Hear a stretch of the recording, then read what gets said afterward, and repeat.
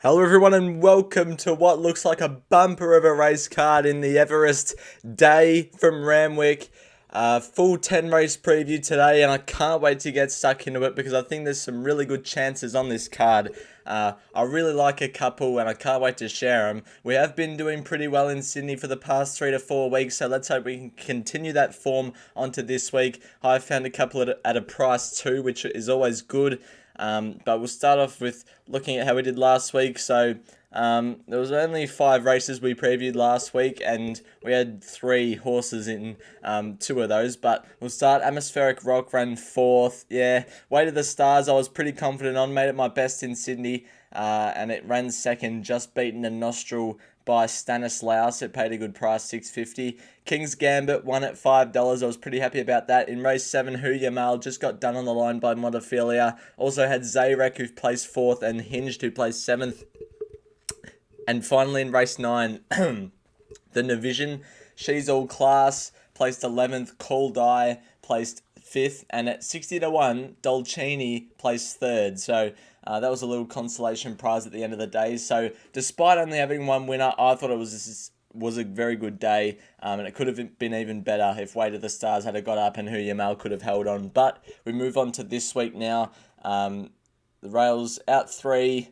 It's a good 4 at the moment. And the first race is the Moe Shandon St. Ledger Stakes over the 2,600 metres. The past 3 winners of this race have been, if the next slide loads,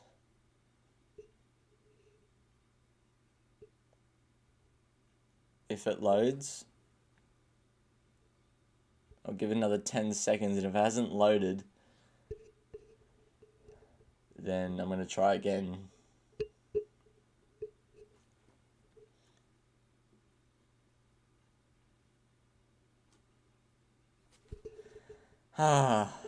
Come on.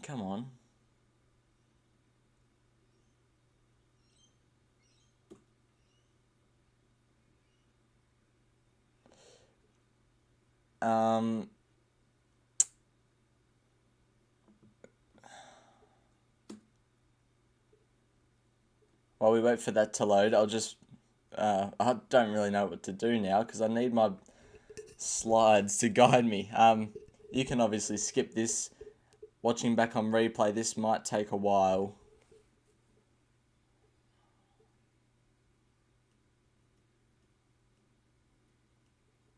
I don't understand what. Should I start? No, I'm not going to start the stream again.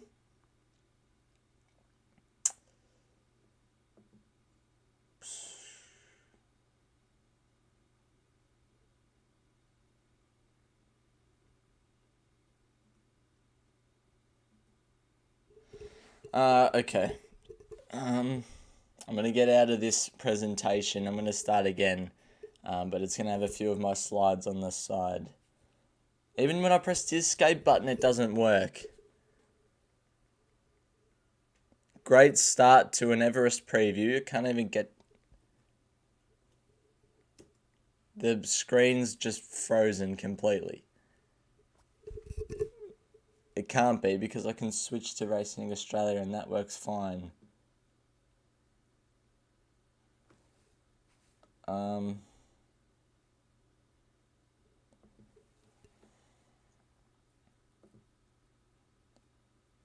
Yes! Race 1, the St. Ledger Stakes. The past 3 winners of this race have been Stockman, Warning, and Fun Fact back in 2020. Let's go. What have they had in common? They've all been on a 1 or 2 week turnaround from their runs. 2 out of the 3 ran last start in the Metropolitan. That was Warning and Stockman. All of them have been 3rd to 6th up, so either peaking in their campaign or like fit, but also peaking at the same time. And they've all drawn the low gate of gate 3. Specifically 3. The past 3 winners have come from gate 3. I'm remaining loyal to Major Beale here. I've been a fan of this horse all prep since the Chelmsford run. I put it in the futures bets for the Metropolitan, where Tim Clark got it stuck 3 wide, no cover and working from gate number 5. It was a complete forgive run. Waterhouse Bot, I trust to get this horse right off a tough run. Adam Hieronymus on probably shows intent that it's going to go forward. Gate 3, beyond speed probably, or leading. And it started a pretty good SP against Just Fine in the Metropolitan. If it can reproduce that, it's probably over the odds at the moment at $7. But it's low confidence because I liked Cleveland and Calipore as well. They're all in the market. Calipore deserves to be favourite. J-Mac on, gets a little weight swing on Major Beal and finished higher than Major Beal last start in the Metropolitan, so that's got to be considered. And Calipore was good last start in the Metropolitan, getting third, so that's got to be taken into account. However, I'm going to go for Major Beal, but it's not with much confidence. As we move on to race 2, it's just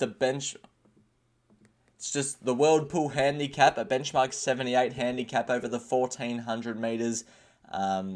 Take a look at what the past 3 winners have had in common. These were both in 2021. That wasn't a mistake. Zuzak, Promise of Success, and Bomber Say. All been third up. All of them have been exactly third up. They all ran in a benchmark 72 last start. Very interesting. They've all either won or run second in their preparation, and they've all had a regular rider. So the rider's been stuck with them for a while. So move on to who I like. I've gone with Peace Officer on top, number 17. So this horse is 4th up in its campaign, not 3rd up, but it's close enough. It's got a regular jockey of Nashra Willa, which fits the criteria. It ran in a benchmark 72 last start, yes, and it's won this preparation, yes. So it ticks most of the boxes, Peace Officer. The one I liked at a price is Eastern Glow at 50 to 1. I think something worth each way on this horse is probably good. It's not 3rd up, and it's far from 3rd up, but it ran in the 72 last start. It's won this campaign, and Tyler Schiller is its regular rider if circumstances permit. For example, Tyler Schiller rode it these 2 times, then at Dubbo. I don't think Tyler Schiller was at that meeting, so couldn't ride it there. And here they probably wanted to chuck an Impress on with the 61.5 kilos in Jet Stanley, so Tyler Schiller didn't ride it there. So I've counted that as its regular rider. I think Eastern Glow probably represents the best value in the race at 50 to 1.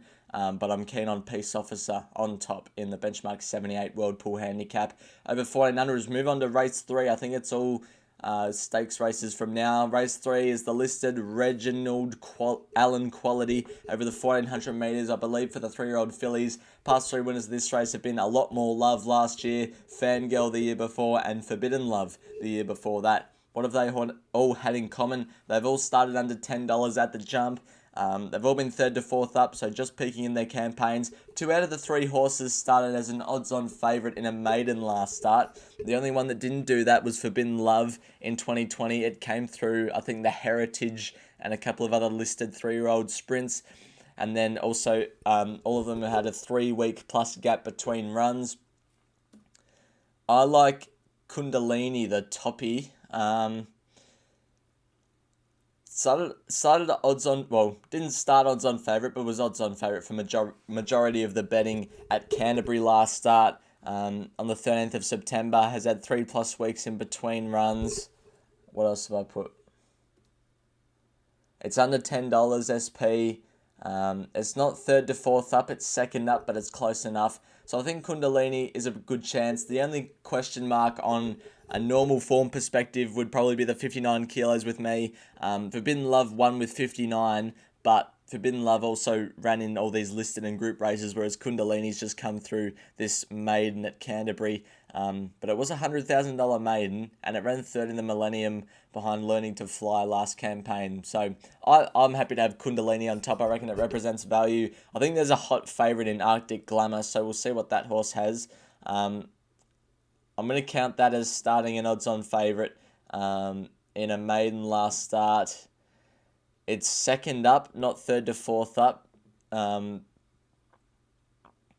It's under $10 SP and hasn't had a 3+ week gap. So I'm happy to have Kundalini on top in race number 3, the Reginald Allen Quality. As we move on to race number 4 now. It's the Group 3 Gloaming Stakes, I believe, for the 3-year-olds only. over the 1800 metres. Past 3 winners of this race have been Sharp and Smart 2022, Head of State in 2021, and also Love Tap in 2020. What have they had in common? They've all been right in the market, so usually under $5. They've all been second to fourth up, so just peaking. Same rider rode it last start as they do in the Gloaming. Good jockey, so I don't like ranking jockeys on who's good and who's bad, but I've had to because all of the past 3 jockeys of the past 3 winners of the Gloaming Stakes have been superstars, and 4 to 7 career starts bracket as the 5th bit of criteria.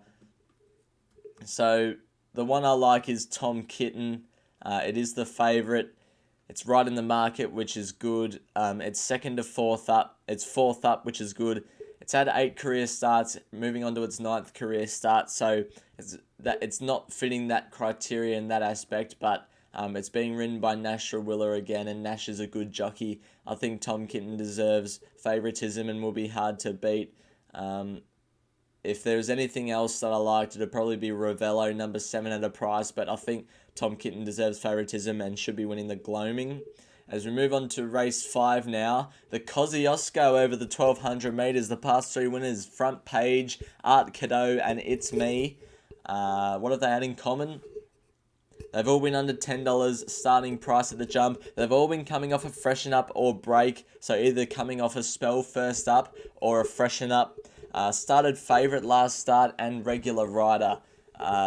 So on top selection for me is Mogo Magic, actually, number 8 at $8. This horse hasn't lost yet, hasn't lost in its career yet, and it's $8. I know it's up in class, but it hasn't lost yet.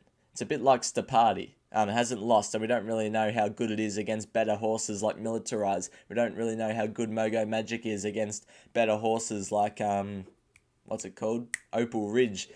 It's first up, so it's off a break. That's a tick. Nick Haywood, regular rider. That's a tick. Under $10 SP. That's a tick. And started favourite last start. That's a tick. So it ticks all the criteria, Mogo Magic, to find the Kosciuszko winner. I've also put there, got to remain loyal to Derry Grove. Those who follow my Futures Bets series would know that we put, after its win 2, back Derry Grove in the Futures Bets for the Kosciuszko at $17. So I've got to remain loyal to it. It's also a pretty good chance. Didn't start favourite last start, but it's coming off a little bit of a 4-week freshen up, which I've rated as a freshen up. It's the same thing that happened with It's Me in 2020, same sort of setup. So Derry Grove can definitely win. In terms of the favourite, Opal Ridge, it's coming off a break, which is good. Started favourite last start, which is good. What else? I keep forgetting. Under $10 SP last start, which is good. Only thing is it doesn't fit the regular rider. So, I mean, it looks to be like a really big class above the rest of the lot and deserves favouritism. But I'm happy to have Mogo Magic. I think it's a pretty good chance. Not like really confident on Mogo Magic, but I think Mogo Magic and Derry Grove are the two for me in the Kosciuszko. Race 6 is the Group 3 Sydney Stakes over the 1200 metres. The past 3 winners have been Rocketing By, Big Parade, and Trumbull. We'll move on to what they've had in common. They've all had a rating of 93 to 102, but I'm not going to take that into account unless there's a couple of horses that are the same in these 3 categories. So competitive in benchmark 94 in past 5. Sydney only based trainer and been running in group races leading up. So there's actually one that I like at a big price here that should be a lot shorter in my opinion. I'm predicting a blowout, not just my on top selection, but also the first 3 and even 4. I think the first 4 is gonna pay enormous. On top selection is number 16 Argentia. I really like Argentia, and it's set up in the Sydney Stakes, and we'll go take a look at it. Here it is. I need to remember what I'm doing again. It hasn't been competitive in a benchmark 94 in its past 5, but Joseph Pride is a Sydney-only based trainer. It's been running in group races here leading up to this race. is off the week back up as well, which is interesting to note. And it's got a rating of 99, so it's in that rating bracket. I had it here in the Theo marks and was quite confident. Didn't like being out on its own without cover. Got cover in the Allen Brown. Not too sure what happened last weekend. I didn't see the race, but it finished 10th, beaten 4 lengths. So I think with gate 5 on the weekend and Jamie Carr going on, it can settle in an on-speed roll, and over the 1200 is there ready to pounce without having to fly from the back. I think it's way over the odds in a wide open race, the Sydney Stakes. It's like the Silver Eagle and the Golden Eagle, except it's the Sydney Stakes, which is the the horses that couldn't get into the Everest. That's where these guys go. But I like Argentia. I think it's over the odds. But the big one is the next one, and it's the Everest, not the Group 1 Everest, just the Everest over the 1200 metres, a $20 million race. Past 3 winners, Giga Kick, Nature Strip, Classic Legend. I think everyone knows that off memory if you follow racing. What have they had in common? This is very interesting. They've all been 3rd to 4th up, and that's interesting. We'll get to the favourite. Regular rider, so there's been a rider that's just stuck with it for the last 5 or so career starts. Has already been a group winner in the preparation. Improved from the 8 to the 4 last start. So improved position, from the 8 to the 4. And has led, that's a very interesting one, has led in its career before. Yeah, I'm not sure if that makes too much sense, but this is my top 4 for the Everest of 2023. And I've got Cylinder on top. I really like Cylinder on Saturday, and I think it gets a really good setup. This horse is 4th up, so it's the right time in its campaign. Now I need to remember what I put. Doesn't have its regular rider on in probably Nashra Willa. Gets Zach Lloyd on. Is a group winner this prep, winning the Vane Stakes and the Run to the Rose. Improved from the 8 to the 4 last start, and it has led in its career before. So Cylinder is on top for me. Also gets blinkers for the first time, which helps, and draws gate 4, so it can be in an on-speed roll. Really like Cylinder. The other one I really like is Buenas Noches, number 6. This horse is 3rd up, which is good. It's got its regular rider on in Dylan Gibbons. It's a group winner this prep. It's improved from the 8 to the 4 last start, but it hasn't led in its career before. Those are the 2 I like. I only like Cylinder more because I think it'll get a better run than what Buenas Noches will get. But still, Buenas Noches will fly from the back. In for 3rd, I've got Think About It. It's got good form. It's 2nd up though, not 3rd up. So could it have a bit of a 2nd up syndrome from a tough effort in the Premier Stakes? Who knows? I think I'd rather take 850 about Cylinder than 440 about Think About It. And then the other one in for 4th, I've got Espiona. This horse bolted in the Golden Pendant last start. Back to 1200, probably doesn't suit this horse. But the way it did it last start was mighty impressive and can show something again here. As we move on now, after the Everest, to race number 8, it's the Silver Eagle over the 1300 metres. Past 3 winners of this race have been Valana, Aim and Flit. What have they had in common? They all ran decently. Not good, not bad, decently. In a group race last start, they've all been trained by a top trainer. 2 out of the 3 horses ran in the Queensland Carnival. And I think the other one ran... No, doesn't matter. Just 2 out of the 3 ran in the Queensland Carnival last preparation. Has run in a Group 1 before. And 2 out of the 3 ran in the Arrowfield Sprint last preparation. So... my best bet in Sydney comes up in this race, and it's number 3, Ruthless Dame. Can't quite believe this horse isn't shorter. We'll get to the silver. There's a wide open race, the Silver Eagle. I think the favourite's Yellow Brick for Willow, but Ruthless Dame, this horse ran decently in a group race last start. Ran 7th, beaten 3.5 in the shorts. Top trainer, your class Mar Eustace is a top trainer. 2 out of ran in the Queensland Carnival, yes. Has run in a Group 1 before, yes. But it didn't run in the Arrowfield Sprint last preparation, which is the only thing that stopped it from getting full marks. But anyway, it's done everything else right, and it rated well clear of everything else based on the the criteria. So I think Ruthless Dame has got to be one of the ones to beat. Drawing gate 3 and being a back marker, getting off Western midfield isn't ideal, but hopefully can get some luck in the straight, can go right up the inside, and I think this is a cracking chance, Ruthless Dame. Race number 9 is the Group 1 King Charles over the 1600 metres. Now, this race doesn't have any history, but based on just some weight for age Group 1 1600 metre stats, I like Fangirl just ahead of Zaki. Not with much confidence because the King Charles doesn't have any history at all. And I'm going off weight for age Group 1 1600 stats in general. And Mr. Brightside's in the race, so don't really want to be betting against Mr. Brightside. But my on-top selection in the race would be Fangirl. I thought just got too far back last start on a day where you wanted to be on speed. Forgive it for that. Draws gate 2. J-Mac back on, can settle closer, and I reckon can turn the tables on Think It Over and Zaki. But I have got Zaki in for second. I think now third up it's peaking, and I think up to the 1600 metres, or not up to the 1600 metres, I just think 1600 will suit this horse. Gate 7 J-Car on speed or lead, and very hard to run down. Move on to race 10, the group, is it a Group 3? I think it's a Group 3. Yeah, the Group 3 Angst Stakes for the mares over the 1600 metres. Past 3 winners have been Hope in Your Heart, Mirror Vision and Emeralds. What have they had in common? They've all been 4-year-olds or 5-year-olds. They were all within 1 length in a Group Mares race last start. All won a benchmark race in their past 5 runs. And it's in the 10 to 20 start bracket. So this was a tough race to get a gauge on, and not one horse stood out, and I've put hard end to the day.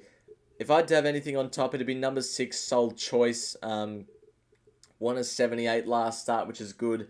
I think second up, coming off the Vinery Stun and Oaks, I think it derives a lot of benefit from that. I think second up, Waterhouse Bot know how to train a front runner. If it can jump well from gate 1 and hold the fence in the lead, it'll prove hard to run down Soul Choice. That's the only reason I had it on top.